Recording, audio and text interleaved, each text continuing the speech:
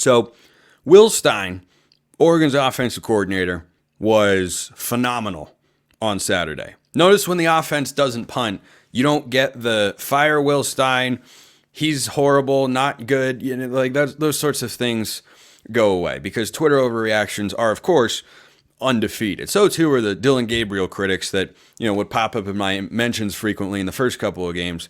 Suddenly it goes away. It's almost, well, I'll touch on this more in just a moment. So I got a question from a Locked On Ducks insider, which you can be. Link is in the description below, and you get a free 14-day trial. You get all sorts of perks and priority mailbag access. But a couple people asked me this question, including an insider who was wondering if Will Stein opened up the playbook this week, if he, was saving stuff for the Oregon State game that he wasn't pulling out in the Boise State or the Idaho game. Now, the best example that I think we have seen of this is Fresno State 2021. If you look at the plays that were called and executed against Ohio State the following week when Oregon pulled that big upset in Columbus, I don't remember seeing a lot of those plays against Fresno State. I think they were saving some things. If you want to make the case, and this is mostly speculative, you never get an answer from Will Stein, of course. He's not going to give you anything on this front if you ask him. And I don't think I would ever, ask him the specific question because it might not land well. But if you want to think that there were things held back out of the playbook during the Idaho game that they then rolled out in the Boise State game, that'd be a more tenable argument. And I understand how people get into this mindset of, man, it feels like they're just not clicking. Oh, well, now they unleashed it. I don't have this take at all whatsoever for a couple reasons. Number one, do you think Oregon meant to go out and score 24 points or only wanted to keep it to 30? Because the last two times they played an FCS team under Dan Lanning, they scored 81 and 66 against Portland State and Eastern Washington. So I don't think they had reservations about keeping things back. There is a much simpler explanation for why the offense looked better. And it is something that I talked about, and I'm sure many of you noticed over the first couple of games. The offensive line clicked. It played better. When you look at the run plays that were stuffed, we didn't see the jumbo package against Oregon State because you didn't get into that situation where you had a third or fourth and short and you wanted to just pound the football forward. Why? Because the offensive line was moving guys on first and second down. But the plays that we saw against Oregon State, they were run against Boise State. They just weren't working, particularly in the ground game. You had duo concepts. You had inside zones. You had RPOs. You had counters. They just didn't work. You had protection concepts that didn't work well against Boise State. I forget which sack it was against Boise. They went heavy play action. No, I'm crossing up two separate plays. But for instance, there's a protection concept where Oregon blocks down and pulls an offensive guard, usually Marcus Harper, out to kick the defensive end, and he essentially serves as the left tackle on the play, which isn't Dylan Gabriel's blind side, of course, but they've run this concept a lot. They have a couple of different looks that they will play with off of that they're trying to get the defense to bite. They see the offensive lineman pulling. They think it's a run. They suck up. You take a shot deep. But it's a max protection concept.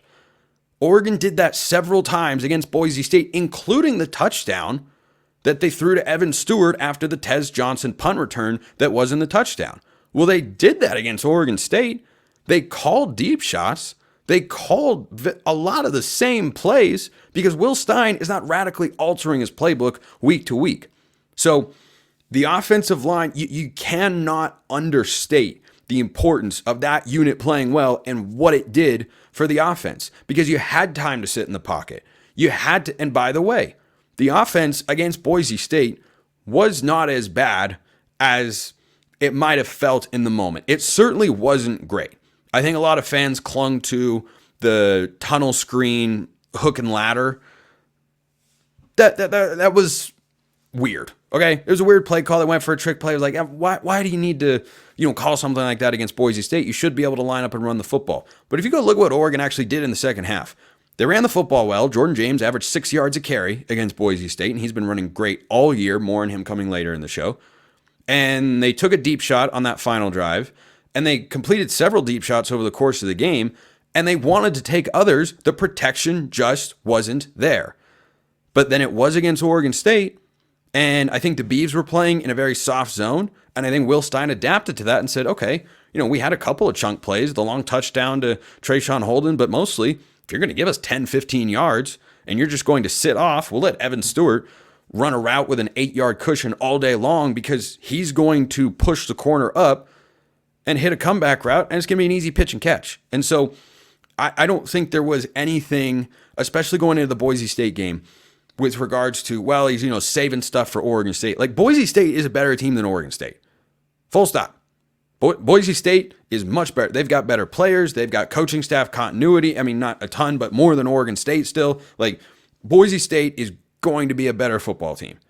There's not a single player on Oregon State as good as Ashton Genty. So I don't think they went into that game thinking, well, we need to save it for Oregon State. No, the offensive line just clicked, and that opened up the running game, and that opened up the play action pass, and you had everything at your disposal, whereas against Boise State in the first half, you didn't. And in the second half, you did. They moved the ball much better. So I wholeheartedly disagree with this notion that Stein was saving stuff and was finally calling shot plays. Like, no, they called shot plays against Boise State. They should have done it more against Idaho, but they did what was working, and it wasn't a great game. And the offensive line was getting pushed around too much. It turns out when you disrupt the offensive line, you disrupt everything that an offense wants to do. So, no, I do not subscribe to the notion that Will Stein finally opened it up this week against the Beavs. I think they just played better. And here's another more logical explanation. It's Dylan Gabriel's third game. They found offensive line continuity. Do you think he's going to be better in game 1 than he is in game 3? No, I think he's going to be better in game 3, which he was. I bet if Oregon played Idaho right now with 3 games under their belt, they'd probably beat him by more than 10 points. So, end of rant. But not end of segment, because a question came in via Twitter from Rick. Mailbagger, Coach Lanning and company have absolutely stacked the D-line these last couple of years, clearly intentional. One thing they have not done is stack the O-line with the same aggressiveness, and it seems it's biting us in the rear. Your thoughts, do you think that will change? I don't think the offensive line recruiting has been as poor as you think. There are not 1, but 2 offensive linemen hurt right now for the Ducks. Now, do they need to load up better at the center position? Clearly. But if you look at the way Oregon's recruited offensive linemen the last couple of years, has it been as successful or as potent as the defensive line recruiting? No. No, that's clear. That's because Dan Lanning and Tosh Lupoy are premier defensive recruiters. And it's not that Malik Terry isn't a good offensive recruiter. But I think there are plenty of guys that are getting lost in the shuffle that are going to be part of the offensive line in the coming years that you just aren't thinking about right now.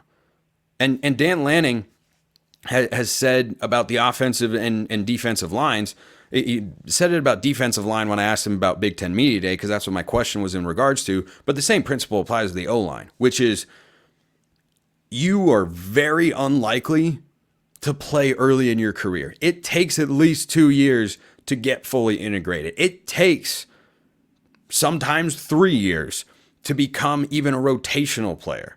So I think the offensive line of the future, there's going to be a lot of turnover on that unit after this season, but is the depth being tested right now? Yes. But the depth is injured. Like, Davey Uli would probably be the 6th offensive lineman and or the 7th. But if he comes back healthy and Matthew Bedford is back healthy and he's able to go, well, suddenly you have 7 offensive linemen that you can work with. But down the line, I think you're overlooking guys like Fox Crater, who's a blue chip offensive tackle recruit, like Shaq McCroy, who's one of the biggest humans to ever roll through the Oregon football program. Guys like Devin Brooks, who were not super highly touted recruits, but were really big kind of developmental projects that might be able to work themselves into an offensive line setting. Or thinking about a guy like Bryce Bolton, who could step up on the offensive line next year. There are names. It is not as if Oregon hasn't recruited that position at all. It just hasn't been as great as the defensive line, because that's probably the best singular position group that Oregon has recruited in the last 2 cycles under Dan Lanning. I understand and appreciate the question, though. I get where you're coming from. I just think Oregon will be okay. Offensive line change, never easy, but or he'll probably hit the portal for an offensive lineman or two after this year.